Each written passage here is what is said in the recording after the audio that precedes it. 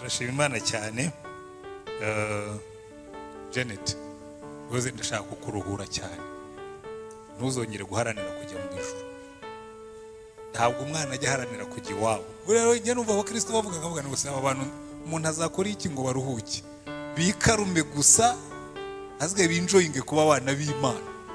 Buriya rero ari yo nabwira ngo yewe ngo ndamaranira kujya mu ijuru. None burya mukamaranire kujya mu ijuru, wowe gusa ujye wicara hano ku isi winjoyinge kuba umwana w'Imana. Buriya reka ndashaka kwanza gukora uyu komanteri kuko maze iminsi mbibona kimwe mu bibazo abakristo bagira no kuvunikira ubusa. Kabona umuntu arakubwira ngo ndimo ndamaranira kujya mu ijuru, muri kuruhuka. Yesu yaraturuhuye burya, ahubwo asigaye aratubwira ngo noneho ujye umaranira kumva uri umwana w'Imana, kuko bigira imisaruro ibiri. Umusaruro wa mbere, iyo umaze kubyumva bikakujyamo, bitwara nk'umwana w'Imana nyine. Kera twajyaga turagira inka n'abandi bana, noneho mama akatubwira ngo barashambabwire mwebwe ngo nubwo turi abakene, urumva nyine yari umupfakazi, papa yapfuye turi abana batoya, mukuru wanjye yari afite imyaka 7, jyewe nari mfite 5, mushiki wanjye nkurikira yari afite 2, murumuna wanjye yari afite ukwezi kumwe. Noneho rero akatubwira ngo ubwo turimo gukura nyine ariko twatangiye kuragira inka, akatubwira ngo twebwe ntimuzarebe yuko turi abakene, turi abatindi. Uwo nzumva yacukuye ibijumba ngo nzamwibutsa uwo ari we, nzagukubita uruhu kuve ku mubiri. Noneho muranzi yuko abantu bacukura ibijumba baba ari abatindi, ko abantu babeshya. Buriya mu bintu bingora mu buzima bibaho no kubeshya bibamo, kuko mama yahoraga atubwira ngo nubona umuntu uvuga ikintu kimwe mu mwanya ukurikiyeho akavuga ikindi akagihindura, ujye umenya ko ari umutindi. So hari ibintu by'indangagaciro yadushyizemo, ibintu by'abantu rero yakundaga iryo jambo ry'umutindi. Mwebwe umuntu nubona umuntu ubeshya aba ari umutindi, nubona umuntu uriganya aba ari umutindi, nubona umuntu ucukura umwana ucukura ibijumba aba ari umutindi. Mbese ku buryo mu mutwe wanjye nari ko umuntu w'umutindi, umutindi acukura ibijumba, umutindi arabeshya, umutindi nkajya mbona rero abantu bakora ibintu babona buriya bagomba kuba ari abatindi. Buriya mubwire natwe ikitubuza gukora ibyaha ntabwo ari ukugira ngo tuzajye mu ijuru, nuko mu ijuru ari iwacu. Ariko mushobora kumva iyo sansi yariyo identite yacu niyo ituma tudakora ibyaha. Umuntu yakubwira ngo dukore ibyaha ngo tumbabarire vraiment, twebwe abana b'iwacu ntibakora bene ibyo ngibyo. Simple ko ntituri abatindi. Ubwo rero wiruhukire rwose, ntibizongere kukuvuna. Niwumva na Satani akubwira ati ariko harana marana uvunika, ujye umubwira uti Satani simvunikira kujya iwacu, mu ijuru ni iwacu. Iyo wabaye umwana w'Imana wakiriye Yesu umucunguzi n'umwami wawe, ushatse wajya ugenda gusa uvuga ngo ibyo hari ikintu kimwe nzi, ningira gutya nkahirima nkagwa nzahita ngwa mu maboko y'Imana mu ijuru. Byoroshye gutyo. Hasigaye ukajya ugenda mu isi uvuga ngo ya hari ibintu ntakora. Abana b'iwacu ntibakora bene ibyo. Twe ntituri abatindi, ntabwo turi abanyabyaha, sibyo? Kuzagafate kazakorohereza ubuzima buzoroha. Muramubwira no burya kuba umukristo nicyo kintu cyoroshye kibaho. Maze imyaka 30 bimaze kuba myinshi, none 33 nkizwa ngendana na Yesu. Rero uko ndiko nagiye ngendana na Yesu yagiye mbwira ati ariko we yuruhuka, ibyaha byawe narabyikoreye, nta mpamvu yo kongera kubitero, sibyo? Icyo ugomba gukora ni iki, ugendera imbere yanjye, sibyo? Yoroshye gutyo. Iyo ugendana n'Imana ubu niyo najya aho batanze, ukanshyira hagati y'amadayimoni, aho abantu biberaho nk'amadayimoni, najya nyabwira ni vraiment mumbabarire ngewe ndi umwana w'Imana, ibyo mukora simbikora. Namwe ranze ko byagutwara icyo bikoze, papa arandeba. Byoroshye gutyo. Buriya umunsi muzabyumva ubuzima buzoroha. Hari abantu mbona nanjye nari hambiraga kera nkimara gukizwa, nari hambiraga nkanga kuramutsa abakobwa, nkanga kujya kubasura, nabaje kunsura nkabicaza hanze ngo batazangusha mu byaha. Imana irambwira ngo hambuka, ujye ugendera imbere yanjye umenye ko nkureba gusa, aho uzajya hose umenye ngo ndakureba. Rero uzi ko namaze igihe nkiri umusore mfite imyaka, mujya mwumva kenshi mbivuga hano, ariko buriya mugira ngo nukubaganirira. Burya principe z'Imana zoroshya ubuzima nuko abantu batabyumva. Kugenda ukamenya ngo hari ikintu kimwe. Najyaga ngenda mu nzira nkumva Imana indi inyuma, sibyo? Iyo umaze kwimenyereza ukajya wumva Imana, kuko buriya iyo uyishyize imbere yawe ukagenda uyikurikiye biroroha cyane kuyikwepa. Ngo ni wowe uyireba mu bitugu, nawe yikureba mu bitugu, niyo utangiye kureba hatariho wumva ikureba neza. Narabyimenyereje mara imyaka namaze Rulindo, najyaga ngenda numva Imana indeba. Mu byatwaye igihe gitoya numva kabisa nsigaye mfite freedom full, ariko ubwo karagaciyemo. Ntabwo ariyo nyigisho y'uyu munsi, ntabwo twari twaseze, nta nubwo narinzi ko ari Janet turi buyobore. Ubwo nuko gusa nagira ngo muruhure, ujye ugenda gusa wishimira kuri umwana w'Imana. Byo kujya mu ijuru mubyihorere, muzajyayo tu. Nta nubwo no kuvuga ngo tuzajyayo kugahaturishwi. Wa munsi wakiriye Yesu, burya muri package yawe kujya mu ijuru byarazanye. Umunsi wabaye umwana, abana b'iwanjye, kandi ndumva n'abana bose ku isi niko bamera. Niyo yaba yakoze amakosa, iyo igihe kigeze arataha kandi akaza mu rugo. Siko bigenda aho mwavukiye, siko byagendaga. Kereka bafite ababyeyi b'abatindi, kandi Imana yacu Yesu umutindi yatubabariye tukiri abanyabyaha. Ari igihe umuntu akubwira ngo umuntu yigeze kumbwira ngo ariko Imana yakwishimira uturi umwangalikani. Napo nuko utabizi ko yanyishimiraga nkiri umunyabyaha, se nkazwa ngo ndi umuporoso. Ukabona umuntu yihaye kuzana inyigisho ngo Imana ntishobora kukwishimira uri umuporoso, ko yanyishimiraga ndi umunyabyaha. Rero abantu batarasobanukirwa urukundo rw'Imana baravunika. Kaza ukabona ari tugatuga ngo Imana imukunde, Imana ikabwira ngo ruhuka, nagukunze ukiri mubi, ntankanswe wabaye mwizaho, sibyo? Umuntu nakubaza ntukamubwira ngo ndimo nagerageza kuba umurokore. Uri umurokore ushyiraho akadomo, ntabwo tubigerageza. Wari wagerageza kuba umukobwa?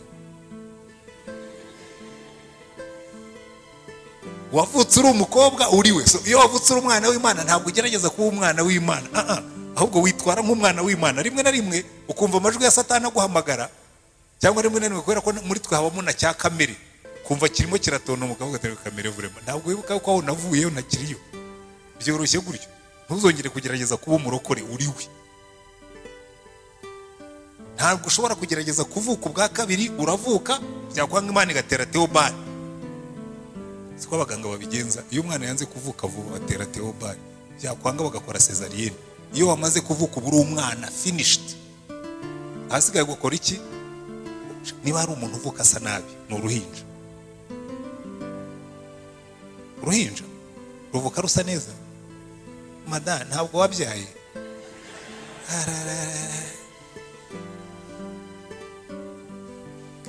Nundi rero kubwire burya agahinja gasa nabi uretse nyina wakabyaye. Agahinja kavuka kariho ibintu byinshi by'imyanda. Agahinja kavutse gasa neza ku buryo bagaterura ntibabanze kukuhageraho kabonye hiye. Imana iradufata tukaza dusa nabi, kadushyira mu maraso ya Yesu, ikatwoza, yarangiza ikatwambika, kandi twarangiza tukajya dukora bya bindi impinja zikora kugeza igihe tuzakura tukamera neza. Si ibyo ngibyo siko bimeze se? Burya Imana yacu nayo ni umubyeyi. So mujye muhambuka mumenye ngo icyo nzi ni kimwe, ubwo nakiriye Yesu umucunguzi n'umwami, ndi umwana w'Imana, bisigaye Imana izabitunganya. So twagarutse muri Bible study, reka twihute mve mu nzenya n'ibindi. Ariko buriya ni isomo rikomeye cyane, kuko iyo umaze kuryumva byoroshya ubuzima. Ngira ngo hari igihe tuzagaruka inyuma kuri basics dufasha abakristo kumva kuba umwana w'Imana icyo ari cyo, no kugenda uri proud yo kuba umwana w'Imana, uri confident kuri umwana w'Imana, uri confident ko ijuru ari iwanyu, nta gushidikanya. Iyo umaze kubifata birakorohera kurwana na Satani. Umwana utazi wabo baramuyobya. Iyo umwana atazi wabo baramuyobya, ariko umwana uzi wabo ntushobora kumubwira ngo yewe mwana ngo ngwino tujyane iwanyu. Ariko arahoya, iyo nzira ntabwo ari ijya iwacu. Biroroha cyane. ariko ibyo tuzabireba ikindi gihe, ntabwo biri muri gahunda y'uyu munsi. Tugiye gutangira kwiga igitabo, kimwe mu bitabo byo muri Bibiliya byoroshye kubyumva, ariko sinzi uko navuga, cyoroha kucyumva kuko iyo ubisoma nta kintu kirimo kigoranye, na ya mashusho ajimije ntayarimo, ariko gitera ubwoba cyenda gusa n'ibyahishuwe. Muri iyi minsi tugiye kwiga igitabo cya Yoweli. Kuki natoranijemo igitabo cya Yoweli ni uko mu bahanuzi bo mu isezerano rishya turi hagati ya Pasika na Asansiyo, tuba tugana kuri Pentekote. Amagambo yo muri Yoweli niyo agaruka kenshi iyo barimo kuvuga ku bijyanye no kuza k'Umwuka Wera. Kubera iki? Kubera ko ahandi hose batwereka Umwuka Wera aza ku bayobozi batandukanye Imana yakoreshaga, ariko muri Yoweli niho Imana itanga isezerano ikavuga ngo mu minsi ya nyuma nzasuka Umwuka wanjye ku bafite ubuzima bose. Icyo tugiye gukora rero, turabanza dusome icyo gitabo kugira ngo nze kubabwira ibindi ariko mwacyumvise. Igitabo cy'umuhanuzi Yoweli, mwahageze ni ku ipaji ya 845 mu bafite Bibiliya. Izi ngizi zo za 93. Aravuga ngo ijambo ry'Uwiteka ryaje kuri Yoweli mwene Petuweli. Mwabasaza mwe nimwumve ibi kandi mutege amatwi abatuye mu gihugu mwese. Mbese hari ibimeze nk'ibi byabaye mu gihe cyanyu cyangwa mu gihe cya baso? Mubitekerereza abana banyu, kandi abana banyu bazabitekerereza abana babo, nabo bazabitekerereze abuzukuruza. Ibyashigajwe n'uburima byariwe n'inzige, kandi ibyashigajwe n'inzige byariwe n'akagungu, n'ibyashigajwe n'akagungu byariwe n'ubuzukira. Nimukanguke mwabasinzi mwe murire, namwe banywe b'inzoga mucure umuborogo, muririre vino iryoshye kuko muyiciweho mu kanwa kanyu. Kuko ubwoko bukomeye kandi butabarika buteye igihugu cyanjye, amenyo yabwo ni nk'imikaka y'intare, kandi bafite ibijigo nk'iby'intare y'imfizi. Bwononnye uruzabibu rwanjye n'umutini wanjye bwarawushishuye, burawukokora rwose, burawutema, amashami yawo ahinduka umweru. Boroga nk'umwari wambaye ikigunira kuko yapfushije umugabo w'ubugeni bwe. Ituro ry'ifu n'ituro ry'ibyo kunywa byaciwe mu nzu y'Uwiteka, abatambyi bakorera Uwiteka baraboroga. Imirima yononwe, igihugu kirirabuye, kuko imyaka yangijwe na vino y'umuhama yakamye, kandi amavuta ya elayo yabuze. Nimumwarwe mwabahinzi mwe, namwe abahingira inzabibu nimuboroge. Muririre ingano na sayiri, kuko imyaka yo mu mirima irumbye. Uruzabibu rwumye kandi umutini warabye, umukomamanga n'imikindo nayo n'ibiti by'amapera ndetse n'ibiti byose byo mu mirima byumye, kandi umunezero ushira mu bantu. Mwabatambyi mwe mwambara ibigunira murire, namwe abakora ku gicaniro muboroge. Nimuze mukeshe ijoro mwambaye ibigunira, mwabakorera Imana yanjye mwe, kuko ituro ry'ifu n'ituro ry'ibyo kunywa byaciwe mu nzu y'Imana yanyu. Mutegeke kwiyiriza ubusa, muhamagara iteraniro ryera, muteranye abakuru n'abatuye mu gihugu bose, baze ku rusengero rw'Uwiteka Imana yanyu, mutakira Uwiteka. Tubonye ishyano, kuko umunsi w'Uwiteka ugeze hafi, uzaza ari uwo kurimbura uvuye kwishobora byose. Mbese ibyo kurya ntibyaduciriwe imbere tubireba, umunezero no kwishima bigashira mu nzu y'Imana yacu? Imbuto zumiye mu mayogi, ibigega birimo ubusa, ibigonyi byarasenyutse kuko imyaka yumye. Yemwe nimwumve ko amatungo aboroga. Amashyo y'inka yananiwe kuko yabuze ubwatsi, imikumbi y'intama yanyukiwe. Ayiwe Uwiteka, ni wowe ntakira, kuko umuriro watsembyeho ibyanya byo mu butayu, kandi birimo iby'umuriro byatwitse ibiti byose byo ku misozi. Ndetse inyamaswa zo mu ishyamba nazo zirakwifuza, kuko imigezi y'amazi yakamye, kandi umuriro watsembyeho ibyanya byo mu butayu. Nimuvugirize impanda Siyoni, muvugirize induru ku misozi wanjye wera. Abatuye mu gihugu bose bahinda umushyitsi, kuko umunsi w'Uwiteka uje ugeze hafi, umunsi w'umwijima n'icuraburindi, umunsi w'ibicu bya rukokoma n'ibihu. uwo museke utambikira mu mpinga y'imisozi. Uko umuseke utambikira mu mpinga y'imisozi, niko ubwoko bukomeye kandi bufite imbaraga bwadutse. Ntabwo igeze kuboneka bumeze nkabwo, kandi hanyuma yabwo ntabwo uzaboneka, ndetse no kumugeza mu bihe byinshi buzakurikiraho. Umuriro urakongora imbere yabwo, kandi inyuma yabwo ibirimi by'umuriro biragurumana. Imbere yabwo igihugu kimeze nka ya ngobyi yo muri Edeni, inyuma yabwo ni amatongo masa, nta cyaburokoye. Ubarebye abona basa n'amafarasi, kandi birukanka nk'abagendera ku mafarasi. Gusimbuka kwabo kumeze nko guhurura kw'amagare y'intambara ari mu mpinga z'imisozi, nko kugurumana kw'ibirimi by'umuriro bikongora ibishakashaka, nk'ubwoko bukomeye iyo bagambwe mu ntambara. Imbere yabo abantu bamarwa n'ubwoba, mu maso habo bose hagasuherwa. Bihuta nk'intwari, burira inkike nk'abarwanyi. Umuntu wese aromboreza imbere ye, ntabwo baca iruhande, kandi ntawe uca ku wundi. Umuntu wese aromboreza mu nzira ye, batwaranira mu macumu, kandi ntawe uteshuka inzira. Basimbukira umudugudu bakiruka ku nkike z'amabuye, bakurira amazu bakamenera mu madirishya nk'abanyazi. Imbere yabo isi iratigita, ijuru rigahinda, izuba rikazima n'ukwezi rukwijima, kandi n'inyenyeri zikareka kumurika. Uwiteka arangurira ijwi imbere y'ingabo ze, urugero rwe ni runini cyane. Uwo usohoza ijambo rye arakomeye, kandi umunsi w'Uwiteka ni mukuru, uteye ubwoba cyane. Ninde wabasha kuwihanganira? Uwiteka aravuga ati, ariko n'ubu nimungarukire n'imitima yanyu yose, mwiyirize ubusa murire mu buroge. Imitima yanyu aba ariyo mutanyura, mureke imyenda yanyu, muhindukirire Uwiteka Imana yanyu, kuko igira impuhwe, yuzuwe n'imbabazi, ntihutira kurakara, ahubwo ihorana ibambe ryinshi, kandi yitangira kuzana ikibi. Ninde uzi ko itazaduhindukirira ikigarura? Bibasigira umugisha, mubone uko mutura Uwiteka Imana yanyu amaturo y'ifu n'ay'ibinyobwa. Muvugirize impanda i Siyoni, mutegeke kwiyiriza ubusa. Mugire iteraniro ryera, muteranye abantu mweze iteraniro, muteranye abakuru n'abana n'abakiri ku ibere. Umukwe nasohoke mu nzu ye, n'umugeni mu nzu yarongorewemo. Abatambyi bakorera Uwiteka nibarire hagati y'umuryango w'urusengero n'igicaniro, maze bavuge bati, Uwiteka we, kiza ubwoko bwawe, ntureke umwandu wawe bashinyagurirwa, kandi ngo bategekewe n'abanyamahanga. Niki gituma duhinyurwa mu banyamahanga, bati Imana yabo iri hehe?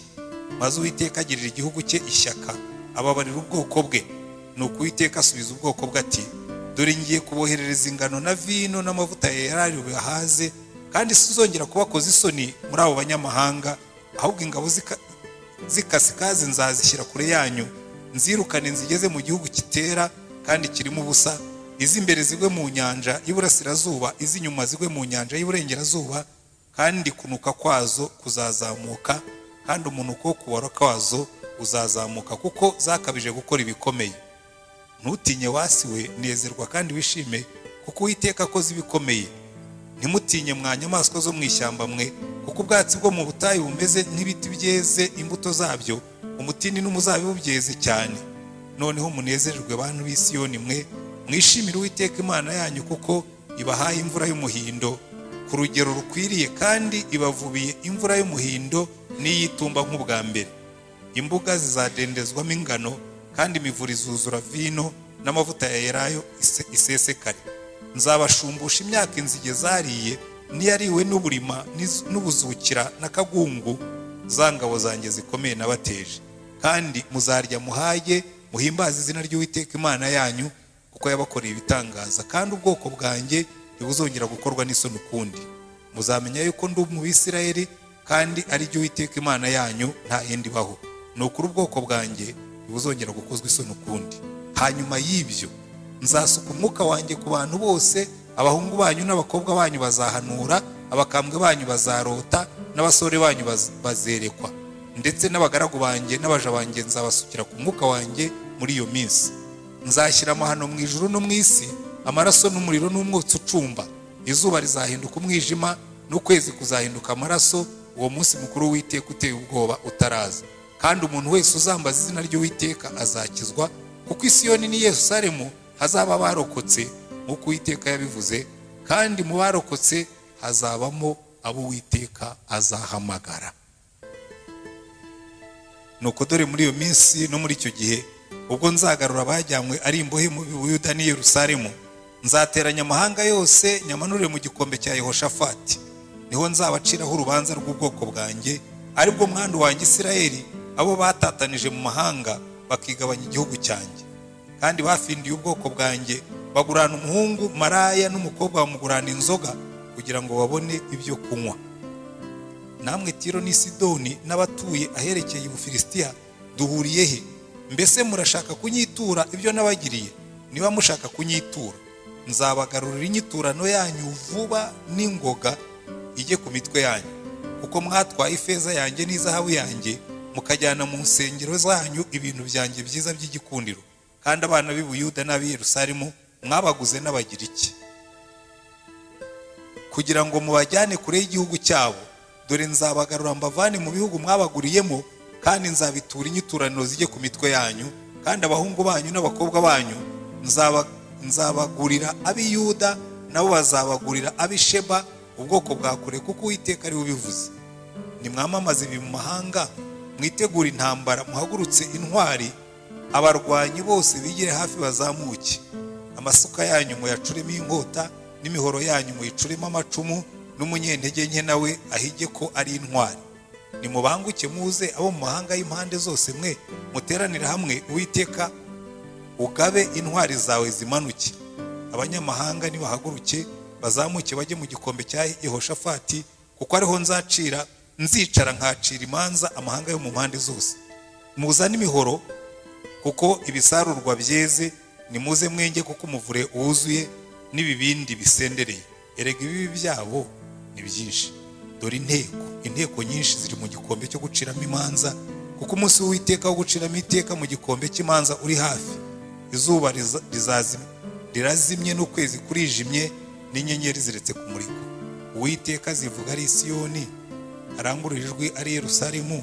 Ijuru n'isi bizatigita, ariko Uwiteka azabera ubwoko bwe ubuhungiro, abera Abisirayeli igihome. Ubwo muzamenya yuko ndi Uwiteka Imana yanyu, mbi Siyoni ku musozi wanjye wera. Icyo gihe Yerusalemu hazaba hera, kandi nta bagenzi bazongera kuhanyura ukundi. Uwo munsi imisozi izatobokamo vino iryoshye, kandi amata azatemba ava mu misozi, n'imigezi yose y'i Buyuda izuzuramo amazi. Isoko izatoboka mu rusengero rw'Uwiteka, itembere mu gikombe cy'Ishitimu. Egiputa hazaba amatongo masa, na Edomu hazaba ikidaturwa kirimo ubusa, bazize inabi bagiriye Abayuda, kuko mu gihugu cyabo bashesha amaraso atariho urubanza.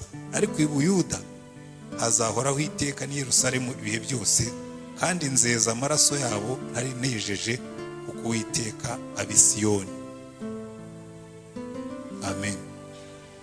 Iki nicyo gitabo tugiye kumara iminsi twiga, icy'umuhanuzi utazwi cyane witwa Yoweli, ari kuvugwa cyane muri Bibiliya nk'uko tuzabibona. Uko tuzagenda twiga ibice bitandukanye, tuzagenda tumubona. Reka rero dutangire turebe nk'uko dusanzwe tubikora iyo tugiye kwiga igitabo runaka, igitabo cya Yoweli. Icya mbere turareba umwanditsi w'igitabo. Icya kabiri tugerageze kumenya igihe cye. Icya gatatu turebe ubutumwa atanga. Icya kane turebe ubutumwa bw'iki gitabo. Icya mbere umwanditsi w'igitabo. Ubundi iyo witegereje muri Bibiliya, abahanuzi bandi benshi tumenya neza igihe babereyeho, kuko barakitubwira. Iyo usomye muri Yesaya, ugasoma muri Yeremiya, ugasoma muri Ezekiyeli, bagenda bavuga ngo Yesaya yahanuye mu gihe iki n'iki ku mwami uyu n'uyu. Uyu Yoweli ibyo biratangaje, kubera ko icya mbere ntatubwira aho yakomokaga. Icyo tuzi nuko agomba kuba yarahanuriraga ubwoko bwa Isirayeli y'amajyepfo bwitwaga Yuda, kuko ibyo ahanura byose bigaruka kuri Yerusalemu. Icyo nicyo abahanga bahera bavuga ngo agomba kuba yarahanuraga ari mu bwami bw'amajyepfo. Icyo tumuziho nuko se yitwaga Petuweli. Ntabwo tuzi imyaka yabayeho, ntabwo tuzi igihe yakoreye, nta nubwo tuzi abami yahanuriyeho. Ariko abahanga buriya mujya mwumva mbivuga hano kenshi, buriya iyo umuntu wiga teoloji, iyo itagufashije gukunda Bibiliya ushobora kugutera kuyihararuka, kubera yuko buriya muri teoloji ikintu cya mbere bakora ni ugushaka ibimenyetso, bagaspekira, n'ibidahari bakabikwereka ko bihari. Yoweri rero abahanga bavuga ko yabarahanuye hagati y'umwaka wa 835 na 796 mbere ya Kristo. Murabizi neza abize amateka, iyo ugana ibyabaye mbere ya Kristo bigenda bisubira inyuma. Barakubwira ngo muri 800 mbere yo kuvuka kwa Kristo, wakwigira hino bikaba muri 700 mbere yo kuvuka kwa Kristo. Aho twebwe tubara tuvuga ngo 1700, oya wenda 1950, tukazavuga ngo 1980, 2000, 2017 niho tugeze. Iyo ari mbere ya Kristo umubare munini ni ubanza, umutoyi ugakurikira. Murimo murabyumva? Kubera yuko baba bameze nk'abasubira inyuma. Uko ugenda wegera Kristo imibare iragabanuka. Niyo mpamvu rero bavuga ngo we yahanuye hagati ya 835 na 796 mbere ya Kristo. Murumva bisobanutse? Hagati ya 835 na 796 mbere ya Kristo mu bwami bw'amajyepfo. Noneho aba bahanga cyane kurushaho, iki gitabo bakagishyira hagati ya 830 na 835 na 830. Ubwo nari ngiye gukora muri ya system tugenderamo. So hagati ya 835 na 830. Kubera iki? Baravuga ngo impamvu Yoweri atashyizemo umwami yahanuriragaho nuko hari igihe ubwami bwa Isirayeli bwa Yuda y'amajyepfo haje umwamikazi witwaga Ataliya. Ataliya yica abana b'umwami, amara imyaka igera kuri 5 ayobora Yuda. Ariko icyo gihe ubwo no kuvuga ngo aferi zose z'ubwoko bwa Isirayeli zacungwaga n'abatambyi n'abarewi. Niyo mpamvu ubona hano aho kugira ngo babwire umwami babwira abatambyi. Ariko icyo gihe mujya muri ibintu byo muri Bibiliya nabyo birashimisha kuko n'abayanditse bari abantu. Nta hantu uzabona iyo barondora abami ba Isirayeli Ataliya ntibajya bamubara nk'umwami. Icyambere kuko ntabwo yari umwana w'umwami ariko w'umunyamahanga warongowe n'umwami wa Isirayeli. Ariko kubera ko yari umugore ntabwo bamwemera nk'umwami, cyane cyane yuko n'ubwami yari yabubonye yisha abana b'umwami. Kugira ngo wenda mubyumve neza, ne kuvuga kuko turimo turiga Bibiliya, ufate mu ngoma abami ba kabiri, abami ba kabiri, kuko abahanga benshi bemeza yuko biranasobanuka kubera yuko Yoweri yandika agomba kuba ntabwo yari muri mudu nziza. Muri Isirayeli hari habaye amahano akomeye cyane. Mwageze ingoma ya kabiri 11, abami ba kabiri. Iki gihe wenda bakunda gusoma Bibiliya murabizi, umugabo witwa Yehu, Imana yari yamutumye kurimbura inzu ya Ahabu. Ngira ngo bizajya bibatera amatsiko yo gusoma Bibiliya cyane. Yari yararongoye umugore w'umunyamahangakazi w'Isidoni witwaga Yezebeli. Noneho Yezebeli araza yica umuryango witwa Naboti. Ngira ngo uyo nkuru murayibuka. Naboti, Ahabu yamubwiye ati urabona turaturanye, mpiye isambu yawe nyikoremo akarima k'igikoni. Muri Bibiliya baravuga ngo nyigiremo igihambo cy'inzo cy'imboga. Naboti aramubwira ati ariko reka ati ibyo ntibikaba. Amategeko ya Mose adutegeka kutagurisha gakondo y'abakurambere. Ahabu kubera ko yari abizi arataha ajya mu rugo, ariko ngo yanga kurya. Iyo hari igihe mureba Ahabu, umuntu w'umugabo wanze kurya ngo nuko umuturanyi yamwimye umurima we, buriya hariho abagabo bitwara nk'abana. Nabwiye Naboti ngo ngurishe uruzabibu rw'Aramu, none sinshaka kurya. Umuntu w'umugabo yanga kurya. Umva ibyo Naboti yamubwiraga yaranabyumvise arabisobanukirwa, ariko arataha ngo bamugaburiye yanga kurya, ariko bitaragenda ajya mu buriri araryama. Ubwo araza, sheri byakugendekeye bite ko ndeba udashaka kurya? Ese shusho mutekera agapotaje se? Ntabwo ndi burye, Naboti yanyimye uruzabibu rwe ngo ndukoremo akarima k'igikoni. Ihorere mwana wanjye, ibyo vurema nibyo bikubujije kurya? Haguruka urya ibyo ngibyo bimpari. Jezebeli aragenda afata kashe ya leta, yandika ibaruwa ayoherereza meya w'umujyi aho Naboti yari atuye i Samariya, n'abakuru bandi bamwungirije, ubwo ni nk'aba executive. Aravuga ati muteranye amasengesho, muhamagara amasengesho, mwiyirize ubusa, mushake abagabo b'ibigoryi bashinje Naboti ko yatutse Imana na Musa, mumutera amabuye apfe n'umuryango we wose. Barabikora, barangije bamutumaho, baramubwira ati Naboti yapfuye n'umuryango we. Jezebeli aragenda, enda peti, enda sheri, enda shusho, genda ujye noneho mu ruzabibu rwa Naboti, kuko Naboti yapfuye. Stupidoma nk'ikigoryi. Ahabu aragenda ajya mu ruzabibu rwa Naboti kuruzungura. Eliya araza, sinzi aho yaturutse, aza nk'inkuba, araza, turazunguye rero. Wishe Naboti n'umuryango we, noneho umurima we urawufasha, ugiye kuwugira akarima k'igikoni. Ataho imbwa zarigatiye amaraso ya Naboti n'abana be, niyo zarigatira amaraso yawe, kandi n'uriya mugore wawe Jezebeli we nta nubwo azabona icyo bahamba. Iki gice rero uko byagenze, uwitwayeho Imana yaramwimisira amubwira ngo ugende urimbure inzu ya Ahabu yose, ariko kubera ko uyu Ataliya yari mwene wabo w'abangaba ba Ahabu, Ataliya umuhungu we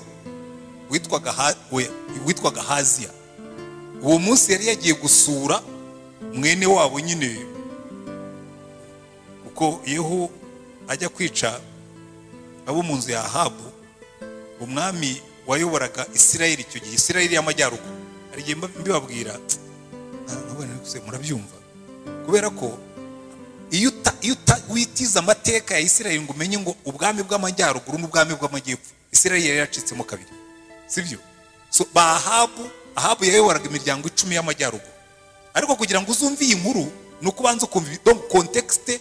Igihe Yoweri yandikaga ni muri icyo gihe cy'igihu kimeze nabi mu majyaruguru no mu majyepfo.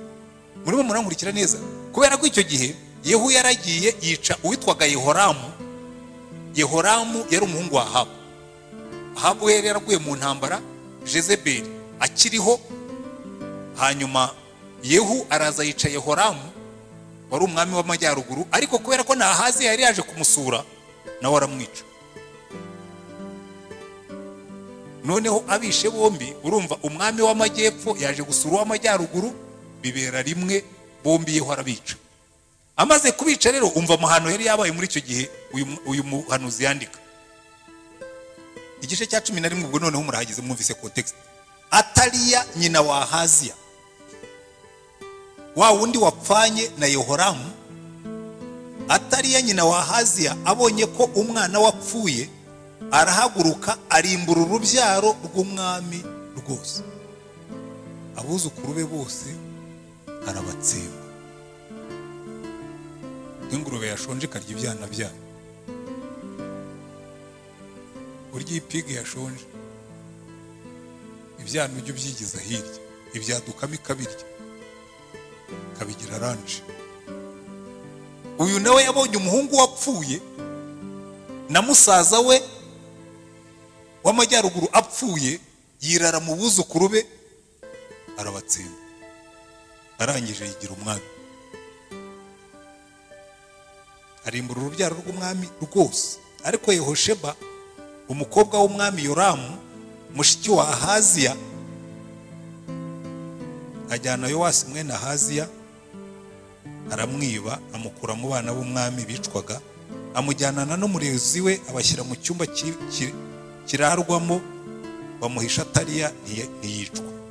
Nuko abana nawe imyaka 6 ahishwe mu nzu y'Uwiteka, ubwo Ataliya niwe wari ku ngoma muri icyo gihugu. So iyi periode Yoweri yanditsemo ni kuri iyi ngoma ya Ataliya, niko abahanga babihamya, kubera impamvu ebyiri. Impamvu ya mbere ni icyo gicu cy'umwijima cyari kibuditse hejuru y'ubwami bwa Isirayeli. Niyo mpamvu avuga kuri ngira ngo mwabyumvise tubisoma, wumva ni igitabo kirimo amasezerano meza y'Umwuka Wera, ariko ibindi bisigaye ni igihe cy'umwijima nka jenoside twabayemo muri 1994. By the way, nituhagera nzabereka za paraleli, burya ibintu by'Imana bikora kimwe. Indirimbo zaririmbwaga mu gihe cya jenoside zabaga zivanzemo ibyiringiro. Bamwe hirya barimo tubatsembatsembe, abandi barimo kuvuga ngo Mwami Imana yacu waraturinze. Iriya ndirimbo nibwo yahimbwe by the way. Ubwa mbere numvise iriya ndirimbo Mwami Imana waraturinze twari mu nkambi Byumba. Usanga rero rimwe na rimwe iyo abahanuzi bandika mu gihe runaka, kugira ngo uzabyumve nuko wanze ukumva igicu cyari kibatwikiriye igihe bandikaga. Muri iki gihe Ataliya yamaze imyaka 6 ayobora, bavuga ko ari cyo gihe Yoweri yanditse ubu butumwa bwiza, iki gitabo cye. Impamvu babivuga, icya mbere nuko icyo gihe nta hantu ubona bavugamo umwami, kuko Isirayeli nta mwami yari ifite. Icya kabiri gituma babivuga gutyo nuko usanga Yoweri yandika inyandiko ye, imyandikire y'uru rwandiko ntabwo isa n'abanditsi bo mu gihe kiganisha ku bunyage, nka ba Yeremiya, ba Ezekiyeli burya banditse bari mu bunyage, ba Daniyeli banditse bari mu bunyage. Ngira ngo rimwe nzabaha tableau y'ukuntu bari abahanuzi bose bagiye bakurikirana, kubera yuko hari abahanuzi banditse mbere cyane nka ba Yesaya ubunyage butari bwazo, uretse ko nabo babuhanura, ariko hakabona abandi bahanuzi banditse baburi hafi. Nka Yeremiya we ni nabyo yahanuraga gusa, Ezekiyeli we yabaga mu bunyagano, yahanuye ari mu bunyagano, Daniyeli yahanuye ari mu bunyagano. Hari n'abandi banditse nyuma bavuye mu bunyagano, nk'iyo urebye inyandiko za Hagayi, za Zekariya, abangabo twaranabizi na Maraki. Usanga urwandiko rwa Yoweri rwenda gusa na Amosi na Mika na Yesaya, abo nibo bahanuzi ba mbere. Usanga inyandiko yabo iteka ryose bibabwira ngo ariko nimukomeza kwitwara nabi muzabona akaga kari imbere. Amen. Abandikaga mu gihe cy'ubunyagano bo iyo bandika baravuga ngo